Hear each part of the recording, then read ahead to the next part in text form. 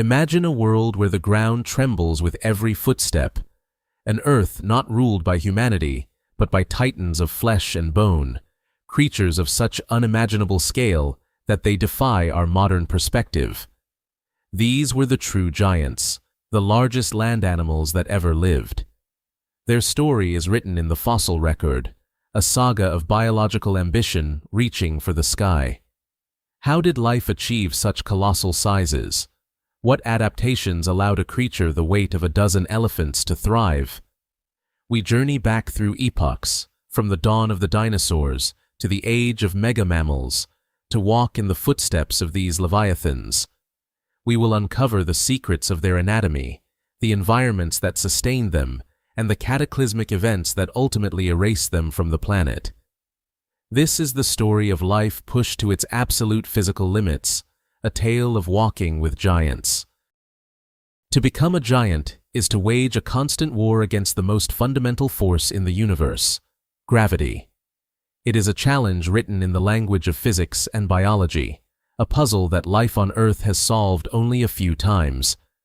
The result is a creature of impossible scale, a walking mountain of flesh and bone. But what is the blueprint for such a being? What are the non-negotiable requirements for terrestrial gigantism? The foundation, quite literally, is the skeleton. An animal cannot grow to immense size with limbs that sprawl out to the side, like a lizard's. The mechanical stress would be catastrophic. The first critical innovation is the shift to a columnar limb posture, with legs positioned directly beneath the body, like the pillars of a great temple.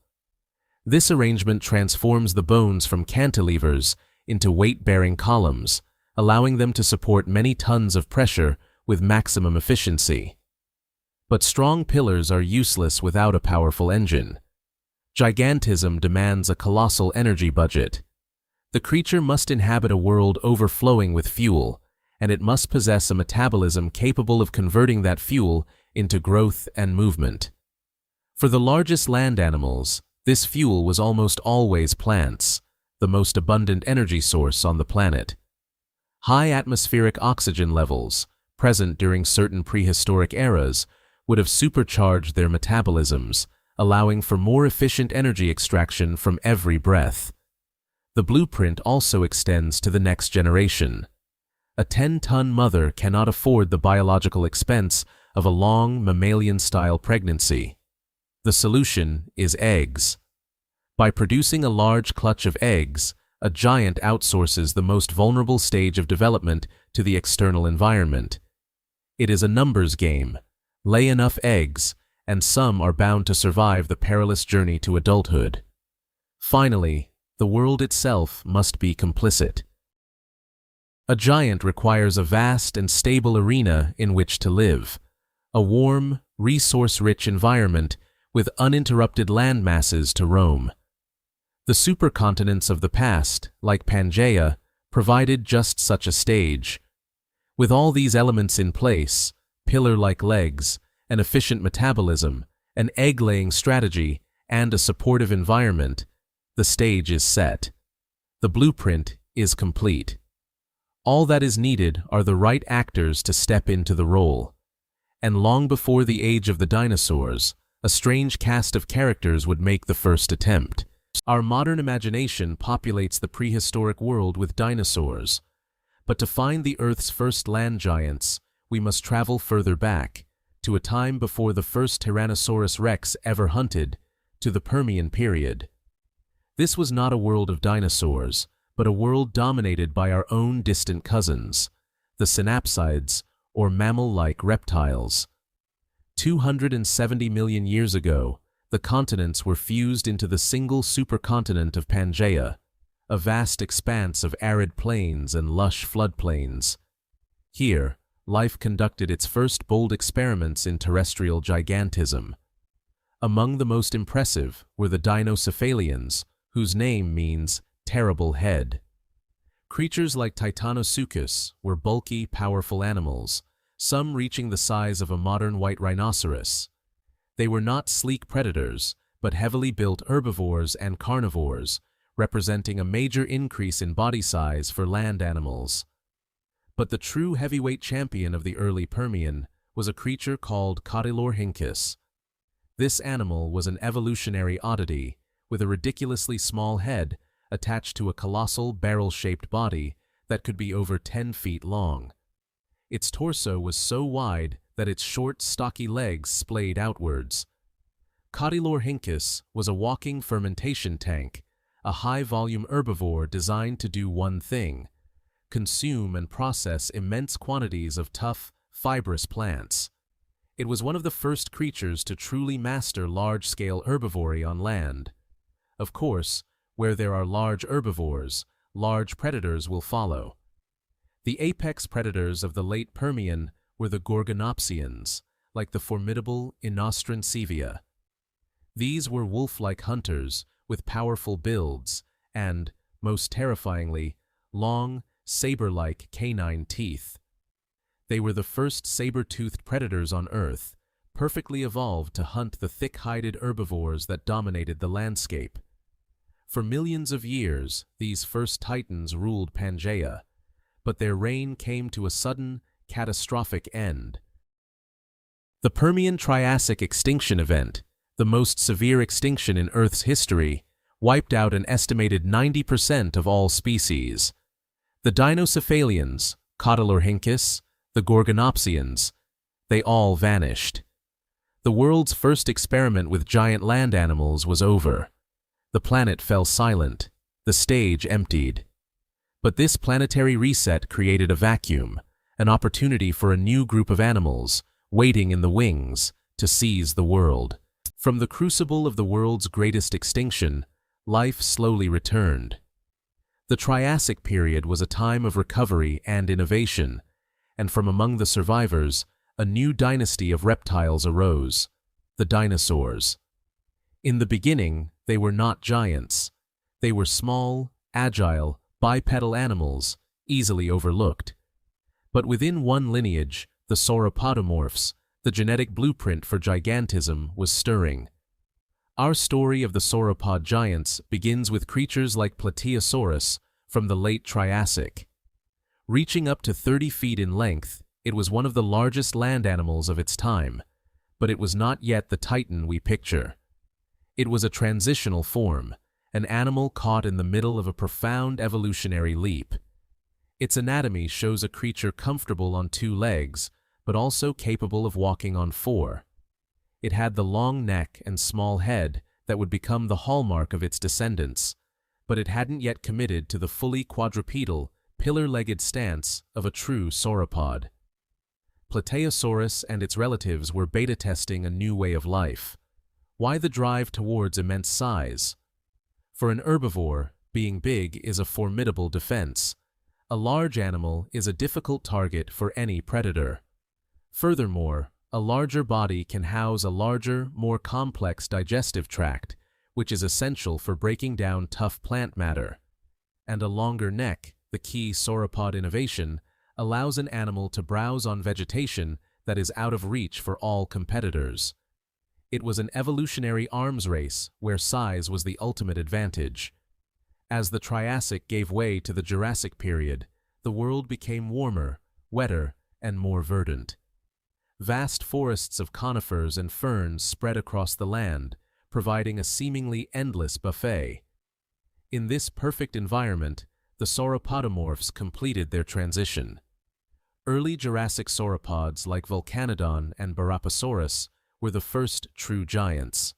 They were fully quadrupedal, their legs now straight, powerful columns. Their necks grew longer, their bodies larger. They had become the undisputed masters of their environment, the dominant large herbivores on every continent. The foundational design was now set in stone. They had established a body plan of unparalleled success. But this was only the dawn. Evolution would now take this successful model and push it to its absolute physical and biological limits. Of all the features of a sauropod, none is more iconic or more biologically astonishing than its neck. It is a structure that seems to defy the laws of physics, a slender boom crane of flesh and bone stretching 30, 40, even 50 feet from the body. This was not simply a stretched-out version of a normal neck. It was a masterpiece of biological engineering, meticulously designed for strength and lightness. The secret lies in the vertebrae. Far from being solid blocks of bone, sauropod neck vertebrae were intricate, hollowed-out structures. They were filled with air sacs connected to the respiratory system, a feature known as pneumatization. This made the bones incredibly light for their size, like the lightweight girders of a modern bridge, providing maximum structural integrity for minimum weight. Without this adaptation, the neck would have been too heavy for the animal to even lift. How this incredible appendage was used has been a long-standing scientific debate. For decades, sauropods like Brachiosaurus, with its high shoulders and front legs longer than its back legs, were depicted as high browsers, holding their necks vertically to feed from the tops of the tallest trees like prehistoric giraffes. However, this posture would have created an immense physiological challenge: how to pump blood all the way up to the brain against such extreme gravity. An alternative theory suggests that many sauropods, particularly those like Diplodocus with a more horizontal build, were long grazers. They would have held their necks parallel to the ground, sweeping them from side to side across vast areas of low-lying vegetation. This strategy would have been incredibly energy efficient, allowing the animal to graze over a huge feeding area without ever moving its massive body. Regardless of how it was held, the neck required a superpowered support system. The respiratory system, with its bird-like air sacs, not only lightened the skeleton, but also provided a highly efficient, one-way flow of oxygen to power the animal's massive muscles. And the heart had to be an organ of immense power, capable of maintaining blood pressure across a body of unprecedented length. The neck was the sauropod's ultimate tool, a remarkable adaptation that allowed it to access a food supply no other creature could reach. It was the key to unlocking the colossal amounts of energy needed to fuel a giant. But this amazing feeding apparatus was only one half of the equation. It was connected to an equally impressive internal engine designed to process that fuel. A sauropod was far more than a skeleton. It was a living, breathing power plant, a biological machine operating on an industrial scale. To sustain a body weighing tens of tons, it needed an internal engine of incredible efficiency and power, centered around one primary function: converting vast quantities of plant matter into energy. The process began in the mouth, but not with chewing. Sauropods had simple, peg-like teeth designed for stripping and raking foliage from branches. The food was swallowed whole, beginning a journey into a digestive system of immense proportions. The animal's famously barrel-shaped torso housed a vast and complex gut, a fermentation chamber where tough plant cellulose was broken down by microbes. To aid in this process, sauropods employed a clever strategy. They swallowed stones. These stones, known as gastroliths, would be held in a muscular gizzard where they tumbled and ground the plant matter into a pulp, acting as an internal mill. Polished gastroliths are often found among sauropod remains, silent testaments to this digestive process. Powering this system required a stable, high body temperature, which leads to one of the biggest questions in dinosaur biology. Were they warm-blooded or cold-blooded? The answer is likely neither. A fully cold-blooded sauropod would be too sluggish, while a fully warm-blooded one would overheat and need to eat an impossible amount of food. Instead, they likely benefited from gigantothermy. Their sheer bulk acted as insulation, trapping the heat generated by their metabolism and the fermentation in their gut. This allowed them to maintain a constant, high body temperature without the massive energy cost of a mammal or bird. They were, in effect, their own self-regulating furnaces. Driving this entire system was a heart of legendary proportions. While no fossilized heart has ever been found, biomechanical models suggest it would have been a muscular pump weighing hundreds of pounds, perhaps more than a ton in the largest species. It needed to generate enormous pressure to circulate blood through a vascular system that stretched over 100 feet from the tip of the tail to the distant brain. This combination of a supersized gut, an efficient gigantothermic metabolism, and a powerful heart was the true secret to the sauropod's success. This internal engine allowed them to dominate the planet for over 140 million years. They were a dynasty of giants, seemingly invincible. But their world, so stable for so long, was about to face a threat not from the land or the sea, but from the cold depths of space. The story of the heavyweight champion begins not in a grand museum, but on a remote farm in Patagonia, Argentina. In 1987, a local rancher named Guillermo Heredia was exploring his land when he came across what he believed to be a massive piece of petrified wood. Its scale was unlike anything he had ever seen. He contacted paleontologists, and what they unearthed would redefine the known limits of life on land. The petrified wood was, in fact, the tibia, the shin bone, of a colossal dinosaur. Leading the excavation were the renowned paleontologists José Bonaparte and Rodolfo Coria. As they dug deeper into the sun-baked earth of the Neuquén province, the true magnitude of the discovery became apparent. They uncovered a series of vertebrae, each one standing over 1.5 meters tall. These were the building blocks of a spinal column so immense it defied belief. The creature was formally named Argentinosaurus huinculensis, the Argentine lizard from Plaza Huincul. The skeleton was far from complete, but the fragments were enough for scientists to begin the daunting task of calculating its size. Using the dimensions of the vertebrae and the tibia, they compared them to more complete skeletons of related sauropods. The estimates were staggering, a length approaching 35 meters and a weight that could have surpassed 70 or even 80 metric tons. For perspective, that is the weight of a dozen large elephants. Argentinosaurus was a titanosaur, a group of long-necked, long-tailed sauropods that dominated the southern hemisphere during the Cretaceous period. It roamed the lush floodplains of South America around 95 million years ago. Its body was an engineering marvel. 4 pillar-like legs, straight and massive, supported its incredible bulk. A long, muscular neck allowed it to browse on vegetation high in the treetops, while its equally long tail acted as a perfect counterbalance. To fuel such a gigantic body, Argentinosaurus was a voracious herbivore, consuming hundreds of kilograms of plant matter every single day.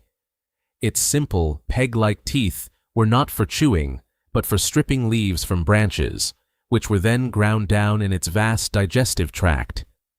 For decades after its discovery, Argentinosaurus held the undisputed title of the largest land animal of all time. It became a benchmark against which all other giants were measured. Its partial skeleton left much to the imagination, a tantalizing glimpse into a world of impossible proportions. But in science, records are made to be broken. For years, this giant reigned supreme in our understanding of the prehistoric world, a solitary peak of biological achievement. But deep within the same Patagonian landscapes that held its bones, another secret lay buried, waiting for the right moment to emerge and challenge the champion for its crown. History often repeats itself, especially in the fossil-rich lands of Patagonia. In 2012, more than 2 decades after the discovery of Argentinosaurus, a farm worker named Aurelio Hernandez noticed a colossal bone jutting out from the arid ground of the La Flecha ranch. The discovery was reported to paleontologists at the Egidio Ferruglio Museum, who immediately understood its potential significance. What followed was one of the most extraordinary paleontological excavations of the 21st century. Led by a team including José Luis Carbalido and Diego Pol, the dig revealed not just one skeleton, but a veritable graveyard of giants. Over several years, the team painstakingly unearthed more than 200 fossils belonging to at least 6 different individuals of the same species.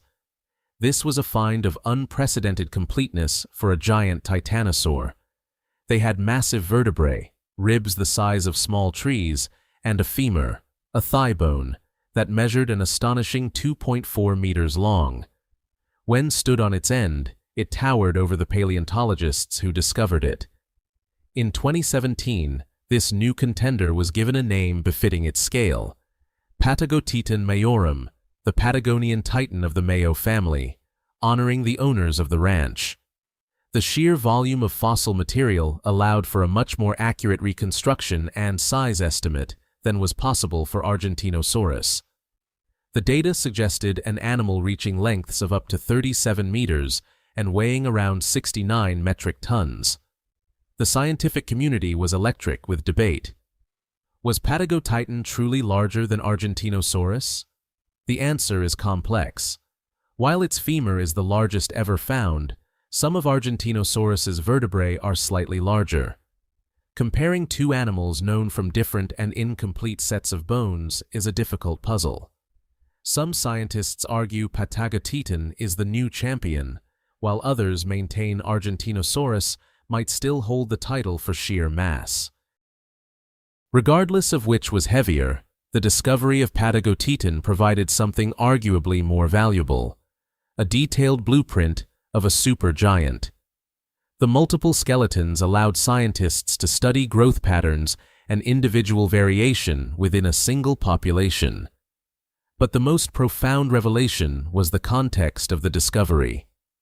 Why were 6 of these colossal animals found together in the same place? It strongly suggested they were not solitary creatures, but moved in groups. The find was not just about crowning a new king of the dinosaurs. It was about understanding how these giants lived, and perhaps how they perished together. The site hinted at a shared journey, a migration that ended abruptly. It was a clue that these animals were part of a much larger, continent-spanning story. Imagine a landscape where the ground trembles with a rhythmic, earth-shaking beat. This was the reality of Cretaceous South America, a continent crisscrossed by invisible pathways, trodden for millennia by herds of giants. This was the sauropod superhighway. The concept arises from compelling evidence scattered across the continent, most notably in the form of fossilized trackways. These are not mere footprints. They are windows into ancient behavior. Sites like the Cal Orco quarry in Bolivia preserve thousands of individual prints, revealing a bustling thoroughfare of dinosaur traffic. Among them are the wide, round tracks of titanosaurs, many of them moving in the same direction, their paths parallel. This is the unmistakable sign of herding behavior. These were not aimless wanderers. The trackways suggest purposeful, seasonal migrations on a continental scale. Just as modern elephants or wildebeest follow ancient routes to find fresh grazing lands and safe breeding grounds, so too did these colossal sauropods. Their immense size and ravenous appetites demanded it. A single herd of Argentinosaurus or Patagotitan would have stripped a forest bare in a matter of days. To survive, they had to keep moving, following the rains and the subsequent bloom of vegetation across the vast Gondwanan plains. These migrations would have been one of the most awesome spectacles in Earth's history. The herds would have reshaped the very environment they moved through. Their passage would have cleared forests, forged new paths, and dispersed seeds over vast distances. They were ecosystem engineers, their immense bodies a fundamental force of nature. The existence of this superhighway also helps explain how so many different species of giant titanosaurs could coexist in the same regions.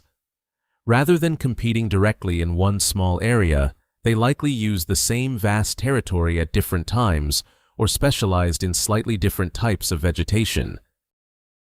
The superhighway was a shared resource, a network that supported the most gigantic land animals the world has ever known. The discovery of the Patagotitan graveyard fits perfectly into this picture. It may represent a single tragic event along one of these migratory routes, perhaps a herd caught in a flash flood or mired in a drying riverbed. Their shared journey ended in a shared demise. This grand procession of life was a hallmark of the southern continents for millions of years. But the world was changing. As the continents continued their slow drift, new connections were formed between landmasses. Soon, the descendants of these southern giants would embark on their greatest migration yet, crossing into a new world and establishing a final northern dynasty. For much of the Cretaceous period, North America was a world apart. While titanosaurs reigned supreme in the south, the northern continent was home to different families of sauropods. But in the final chapter of the Age of Dinosaurs, this separation ended. As sea levels fell and land bridges emerged, a southern invader made its way north. This titan would become the last and largest sauropod of North America, Alamosaurus sanjuanensis. First discovered in the Oyo Alamo Formation of New Mexico in the 1920s, Alamosaurus was initially known from only a few scattered bones. For decades, its true size remained a mystery, with paleontologists believing it to be a moderately large sauropod, but nothing on the scale of its South American relatives. This perception began to change dramatically in the early 2000s, with new discoveries in Texas and Utah. The excavation of a nearly complete juvenile specimen provided a crucial blueprint of its anatomy. Even more spectacular were finds of isolated bones from giant adults, colossal neck vertebrae, and massive limb bones that were shockingly large. When scientists scaled up the more complete juvenile skeleton to the size of these giant adult bones, the result was breathtaking. Alamosaurus was revealed to be a true titan, an animal in the same size class as Argentinosaurus and Patagotitan, potentially reaching lengths of over 30 meters and weights exceeding 70 tons. It was a northern giant of southern ancestry. Alamosaurus lived between 70 and 66 million years ago, right at the very end of the Cretaceous. It inhabited the floodplains and semi-arid landscapes of what is now the American Southwest.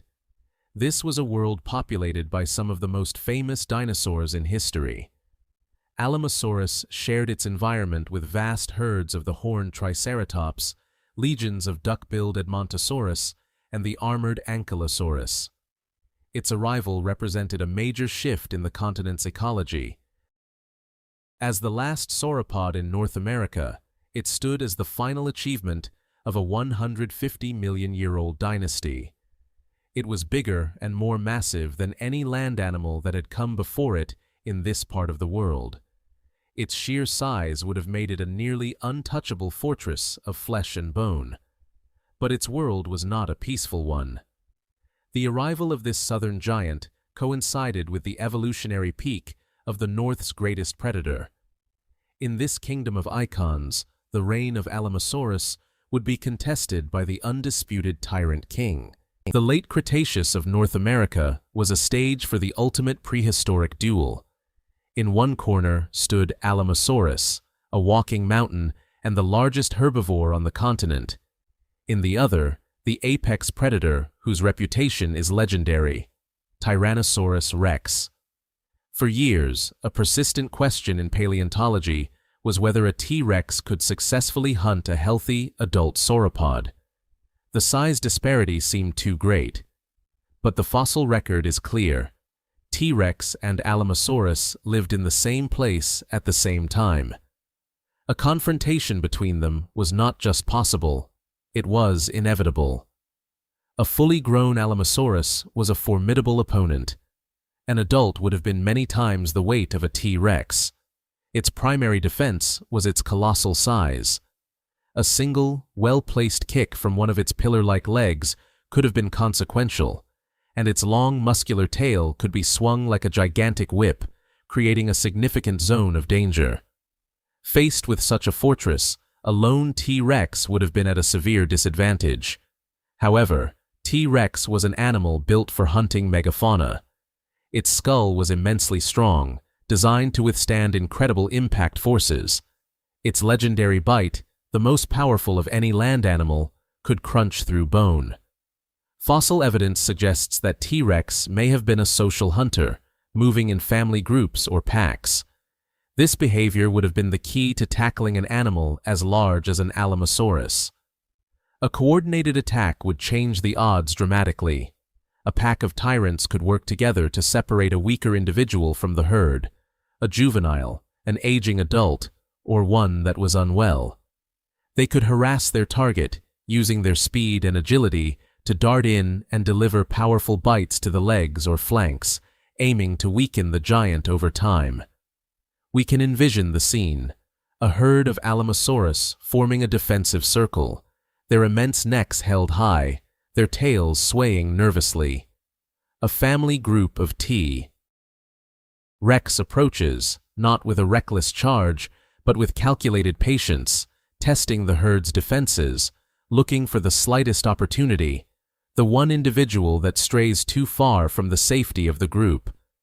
This was the ultimate clash of evolutionary arms races. The sauropod's drive toward ever-increasing size for defense was met by the carnivore's evolution of bone-crushing power and potential cooperative strategy. This epic struggle between the largest predator and one of the largest prey animals of all time was the final, spectacular act of the dinosaur era. They were the kings and titans of their world, locked in an ancient conflict, completely unaware that their entire kingdom was about to vanish in a flash of light from the heavens. By the late Cretaceous period, some 70 million years ago, the reign of the dinosaurs had reached its zenith. The continents were alive with giants, but none were more formidable or more iconic than the ceratopsians, the great horned dinosaurs. They were the armored fortresses of the prehistoric world, and their undisputed king was Triceratops. This was a creature built for confrontation. Weighing up to 12 tons and stretching nearly 30 feet long, it was as massive as a modern elephant, but infinitely better armed. Its name, meaning three-horned face, only hints at its defensive capabilities. Two immense brow horns, each over 3 feet long, projected forward, sharp and lethal. A smaller horn adorned its nose, completing a trinity of natural weapons. But its most distinctive feature was the massive shield of solid bone that flared from the back of its skull. This frill, once thought to be purely for defense, likely served multiple purposes. It was an anchor for powerful jaw muscles, allowing Triceratops to shear through the toughest cycads and ferns with its parrot-like beak. It was also a billboard, likely brightly colored, used for species recognition and to intimidate rivals in contests for dominance. We can imagine these titans moving in great herds across the floodplains of what is now North America. The ground would have trembled under their passage. They were the primary herbivores of their ecosystem, the foundation of the food web, and constant prey for the apex predator of the age, Tyrannosaurus rex. The classic image of these two titans locked in combat is not fantasy. It is a drama that played out for millions of years. Fossil evidence, including T-Rex tooth marks on Triceratops' frills and skulls, confirms these encounters. But it was never an easy fight for the predator.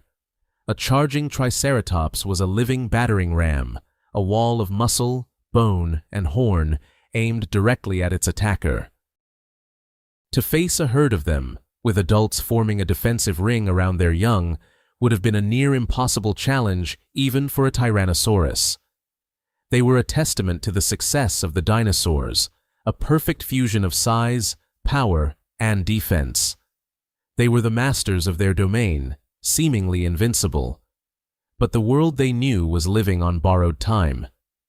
An unimaginable threat was approaching, not from a rival or a predator, but from the silent emptiness of space. For 150 million years, the dinosaurs had ruled an Earth of unimaginable vitality. Their world felt permanent, their dominance absolute. They were completely unaware that their entire existence was about to be undone in a single, catastrophic day. The agent of their destruction was an asteroid, a rock 6 miles wide, hurtling through space at 40,000 miles per hour. It entered the atmosphere with a blinding flash, a new and terrifying star in the daytime sky. Its destination was a shallow sea where the Yucatan Peninsula lies today. The impact that followed is beyond human comprehension. It struck with the force of 10 billion atomic bombs, vaporizing miles of crust in a fraction of a second and carving a crater over 100 miles wide. The immediate effect was a wave of thermal energy that incinerated everything for hundreds of miles. A colossal shock wave, traveling faster than the speed of sound, flattened forests across the continent. Gigantic tsunamis, thousands of feet high, radiated outwards, scouring coastlines around the globe. Trillions of tons of superheated rock and dust were blasted into the upper atmosphere. As this material rained back down, the friction heated the air to oven-like temperatures, igniting global firestorms that consumed entire continents. The world was on fire. But the worst was yet to come. The immense cloud of soot and debris from the impact and the fires created a thick shroud that enveloped the planet, blocking out the sun. Day turned into a perpetual twilight, and temperatures plummeted. This was the start of an impact winter that would last for years. Without sunlight, photosynthesis ceased on a global scale. Plants withered, and the entire food chain began to collapse from the bottom up. The giant herbivores, which required enormous quantities of vegetation to survive, were the first to starve. The massive carnivores that preyed on them soon followed. The intricate world of the dinosaurs, built over eons, was unraveling with shocking speed. The giants who had shaken the earth with their steps now fell silent. An era had ended not with a gradual decline, but with a sudden, violent punctuation mark from the cosmos. The planet was left scarred, quiet, and empty, waiting for its next chapter. In the aftermath of the Great Cataclysm, the world was a ghost of its former self. The air was thick with haze, the forests were charred skeletons, and an eerie silence had replaced the thunderous footsteps of the dinosaurs. The giants were gone, leaving behind a planet of opportunity. For millions of years, mammals had lived in the shadows of the dinosaurs. They were small, often nocturnal creatures, like the shrews and opossums of today. Their size and lifestyle were their salvation. When the sky fell, their burrows offered shelter from the firestorms. Their small bodies required far less food, and their varied diets of insects, seeds, and roots allowed them to find sustenance in the ruined landscape. They were the meek who were destined to inherit the earth. With the dinosaurs gone, an enormous ecological vacuum had been created. Countless roles in the ecosystem, the large browsers, the grazers, the apex predators, were now vacant. This set the stage for one of the most remarkable explosions of evolutionary creativity in our planet's history: the adaptive radiation of mammals. From their humble, shrew-like ancestors, mammals began to diversify at an astonishing rate. They ventured out from the shadows into the daylight, exploring new habitats and new ways of life. And for the first time, they began to grow. The Paleocene and Eocene epochs saw the first experiments in mammalian gigantism. Creatures like Pangaea, a herbivore the size of a modern sheep, appeared within a few million years of the extinction. Soon after came behemoths like Barolambda, a lumbering bear-like animal with a powerfully built tail, weighing over 1,000 pounds. These early giants were pioneers, evolutionary first drafts. They were often slow and not particularly intelligent compared to later mammals, but they represented a critical step. They proved that the mammalian body plan could be scaled up to impressive sizes. The planet was healing. Forests were regrowing, and grasslands were beginning to spread. And across every continent, mammals were seizing their chance.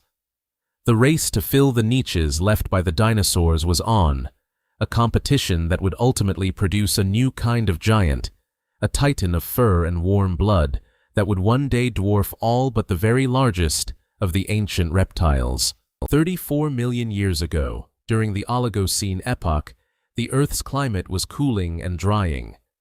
The dense jungles of the Eocene were retreating, replaced by vast stretches of open woodland and savanna, particularly across Asia. In this changing world, the mammalian race for size reached its absolute peak. The result was Paraceratherium, the largest land mammal that has ever lived. This creature was, in a word, staggering. Standing nearly 16 feet tall at the shoulder and weighing an estimated 20 tons, it was more than 3 times heavier than the largest African elephant. Its head alone would have reached the windows of a second-story building. Though it belongs to the same group as modern rhinoceroses, it looked utterly different. It possessed no horn. Instead, it had a long, muscular neck and a relatively small head, perfectly adapted for browsing on the high branches of trees, much like an oversized giraffe. Its body was immense and barrel-chested, supported by 4 pillar-like legs, each ending in broad, sturdy feet to distribute its colossal weight. Paraceratherium was a walking mountain. As a fully grown adult, it would have had no natural predators. Its sheer size was its defense. It was a gentle giant, a peaceful browser that moved slowly through the Oligocene woodlands, consuming hundreds of pounds of leaves and twigs every single day. Its existence demonstrates the incredible evolutionary potential that was unleashed after the dinosaurs vanished. Mammals were no longer small creatures hiding in the undergrowth. They were now the dominant life forms on the planet, capable of achieving sizes that rivaled many of their reptilian predecessors. For millions of years, these hornless titans were the undisputed kings of their environment, shaping the very landscape they inhabited. They were a testament to a time when conditions were just right: abundant space, plentiful food, and a lack of significant competition, to allow a mammal to grow to such a truly epic scale. But like all giants, its time was finite. The world continued to change, and the specific conditions that allowed Paraceratherium to thrive would not last forever. As this incredible creature faded from existence, the stage was being set for a new, more familiar cast of giants to make their entrance. As the Earth drifted into a cycle of dramatic cold spells, a new era began: the Pleistocene, better known as the Ice Age. Vast glaciers advanced and retreated across the northern hemisphere, sculpting mountains and carving valleys. In this harsh and frozen world, a new dynasty of giants not only survived, but thrived. These were the Proboscideans, the family of mammoths and mastodons. Though often pictured together, they were distinct cousins adapted for different lifestyles. The American mastodon was a forest dweller, shorter and stockier than a mammoth. Its teeth had distinct cone-shaped cusps, perfect for crushing the twigs, leaves, and branches of its woodland home. The mammoths, by contrast, were creatures of the open plains. Their domain was the mammoth steppe, a vast, cold, dry grassland that stretched from Europe across Asia and into North America. The most famous of them, the woolly mammoth, was a masterpiece of Ice Age adaptation. It was covered in a thick, shaggy coat of long hair, with a fine undercoat for insulation. A thick layer of fat provided further protection from the biting cold. Its ears were small to minimize heat loss, and its enormous curving tusks were incredible multi-purpose tools. They were used in fights with rivals, for defense against predators like cave lions and scimitar-toothed cats, and, most importantly, to sweep away snow and ice to uncover the frozen grasses beneath. Like modern elephants, mammoths likely lived in complex social groups led by an experienced matriarch.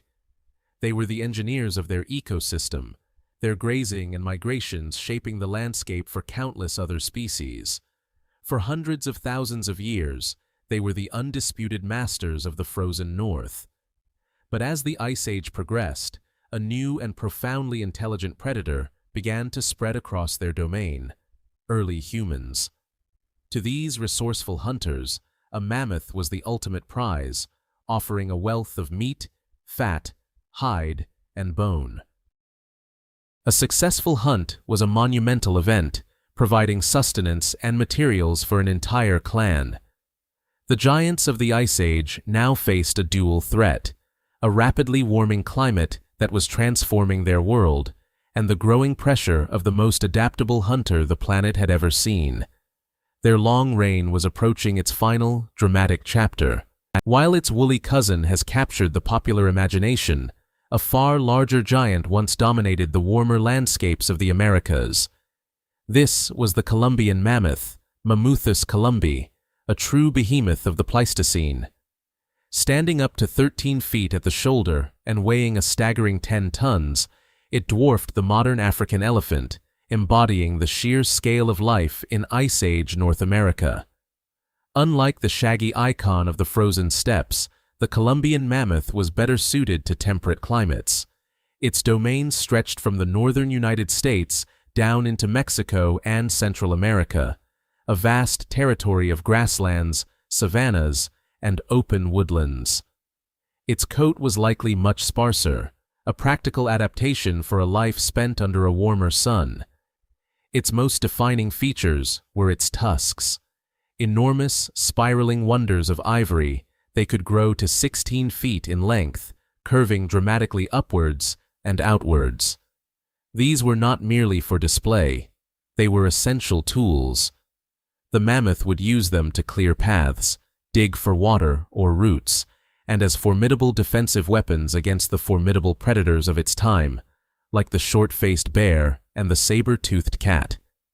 Its diet consisted mainly of grasses, sedges, and other low-lying vegetation, which it would gather with its incredibly versatile trunk. Fossil evidence, including preserved dung, gives us a clear picture of its plant-based menu. Like modern elephants, these mammoths were highly social animals. They almost certainly lived in complex matriarchal herds, where knowledge of migration routes, water sources, and survival strategies was passed down through generations of females. The calves were protected within this family unit, learning the skills necessary to survive in a world of giants. But they were not alone. As they roamed the continent, they encountered a new and profoundly intelligent predator, the first humans to enter the Americas. The arrival of Clovis people, with their distinctive and highly effective spear points, marked a new chapter in the mammoth story. Archaeological sites across North America show a clear association between human tools and mammoth remains, evidence of a high-stakes hunt between the continent's largest prey and its most resourceful predator. For thousands of years, these two species coexisted in a delicate and often confrontational balance. But how could a body so immense even function? What incredible biological engineering was required to support 10 tons of life against the constant pull of gravity? The answer lies in the very blueprint of a giant, a design perfected over millions of years of evolution, yet one that held the seeds of its own vulnerability. To become a giant is to declare war on physics. Every step, every breath, every beat of the heart is a triumph of biological engineering over the relentless force of gravity. The secrets to their success are written in the very structure of their bones and the design of their bodies. It begins with the foundation. The bones of a giant are not simply scaled-up versions of smaller animals. They are proportionally thicker, denser, and stronger, a principle known as allometry. The leg bones of a sauropod or a mammoth were not just long. They were massive, pillar-like columns positioned directly beneath the body to support immense weight with maximum efficiency. These columnar limbs minimize the muscular effort needed just to stand, turning the skeleton into a masterpiece of passive support. But bones alone are not enough. Moving these colossal limbs required mountains of muscle, anchored to enormous attachment points on the skeleton. Yet, perpetual muscle strain would be inefficient. Evolution found clever solutions, such as the nuchal ligament, a massive, elastic structure running down the necks of long-necked sauropods. This ligament acted like a natural suspension cable, holding the head and neck aloft with minimal energy expenditure, allowing them to graze over vast areas. Fueling such a body was a monumental task. These giants were eating machines, consuming hundreds of kilograms of plant matter every single day. This required an equally vast digestive system, a huge internal fermentation vat populated by microbes to break down tough cellulose. Their sheer size also created a condition known as gigantothermy. A large body loses heat far more slowly than a small one, meaning their internal temperature remained relatively stable, giving them a slow, steady metabolism that conserved precious energy. The internal plumbing was just as extraordinary. Pumping blood to a brain 30 feet in the air required a heart of incredible power and a cardiovascular system built to withstand immense pressure. The heart of a giraffatitan would have been a muscular marvel, and its arteries would have possessed incredibly thick, reinforced walls to prevent rupture.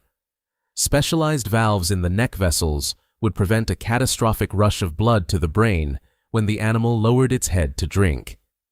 Being a giant was a delicate balancing act, an evolutionary summit reached through a series of remarkable adaptations. Every aspect of their biology, from their bones to their blood, was fine-tuned for life on a massive scale. This specialization, however, made them exquisitely adapted to their specific environments.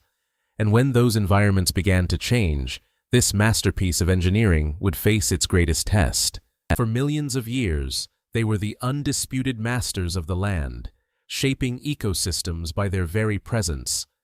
And then, in the geological blink of an eye, they were gone. The disappearance of the world's megafauna, particularly at the end of the last ice age around 12,000 years ago, represents one of the most profound extinction events in recent history. The question of why has haunted scientists for generations, leading to two primary, competing theories. The first culprit is climate. The end of the Pleistocene was not a gentle thaw, but a period of rapid and chaotic climate change. As glaciers retreated, global temperatures fluctuated wildly. The stable, predictable environments that the giants depended on were thrown into disarray. The vast, cold, grassy biome known as the Mammoth Steppe, which had stretched across continents and fed millions of herbivores, began to shrink and fragment. It was replaced by expanding forests and marshy tundra, environments unsuited to the grazing giants. Their food sources vanished, their habitats broke apart, and their populations became isolated and stressed. This theory suggests the giants were simply unable to adapt quickly enough to a world changing faster than they could evolve. The second suspect is a more recent arrival on the scene: modern humans. The overkill hypothesis posits that the spread of highly intelligent and cooperative human hunters, armed with sophisticated toolkits, was the primary driver of the extinction.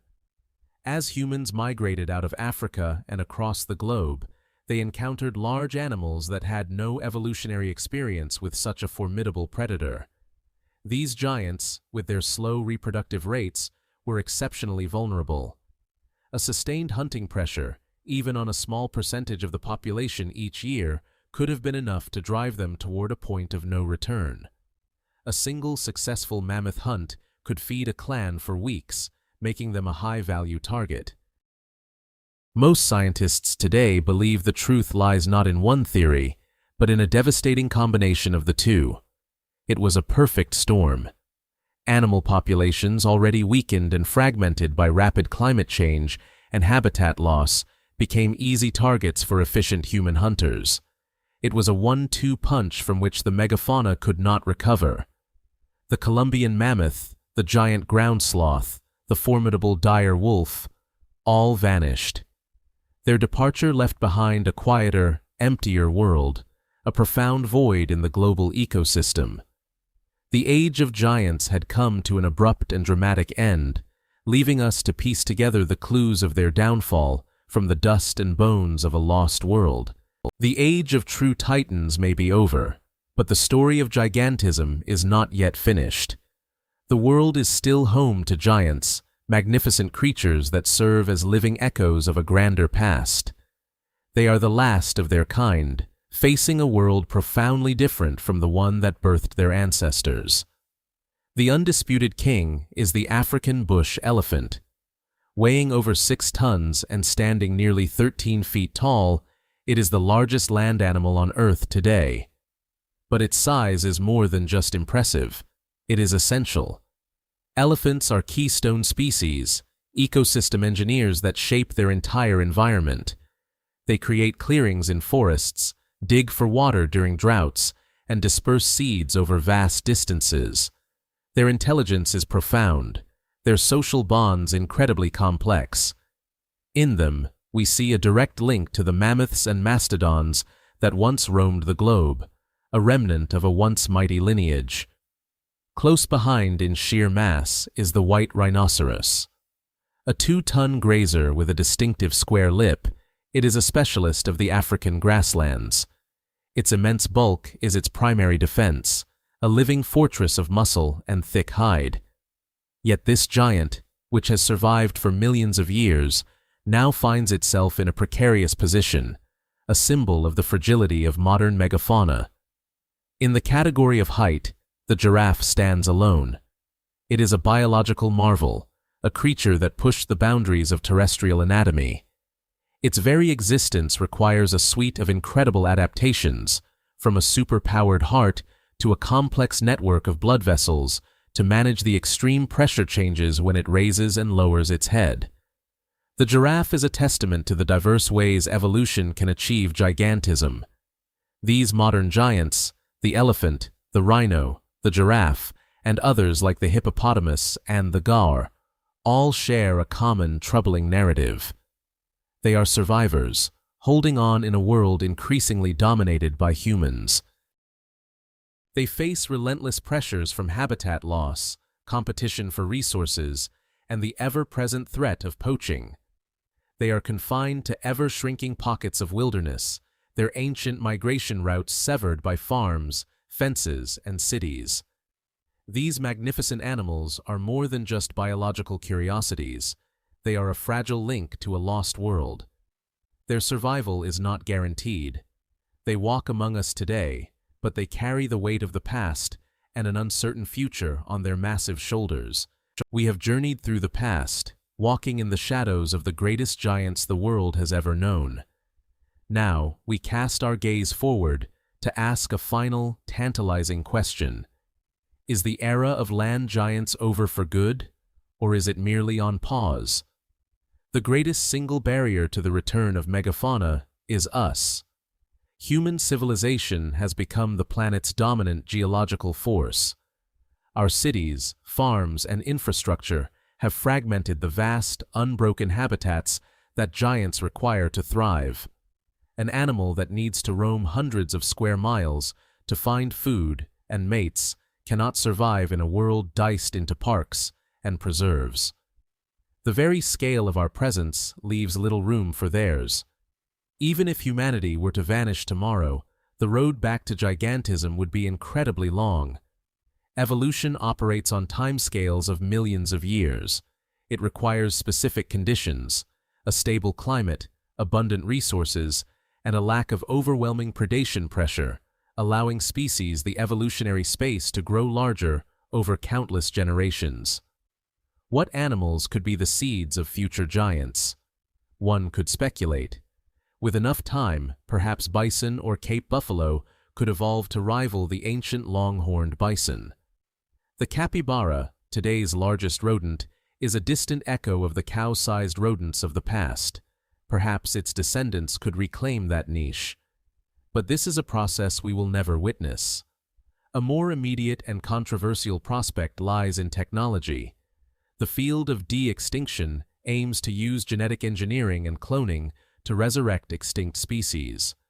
The woolly mammoth is the primary candidate, with several scientific teams actively working to edit the DNA of its closest living relative, the Asian elephant, to recreate the ancient giant. This raises profound ethical questions. Do we have the right to do this? Could we successfully reintroduce them into a world that has changed so much? And would we be recreating a species, or simply a facsimile? The effort to rewild landscapes, restoring them to a more natural state, offers a glimpse of what could be. But the future of gigantism, whether through conservation of our current giants or the speculative return of ancient ones, is now inextricably linked to our own. The story of these magnificent creatures is a mirror reflecting our own impact on the planet. Their past tells us what the Earth is capable of creating. Their present tells us what we are at risk of losing. And their future will be determined by the choices we make today.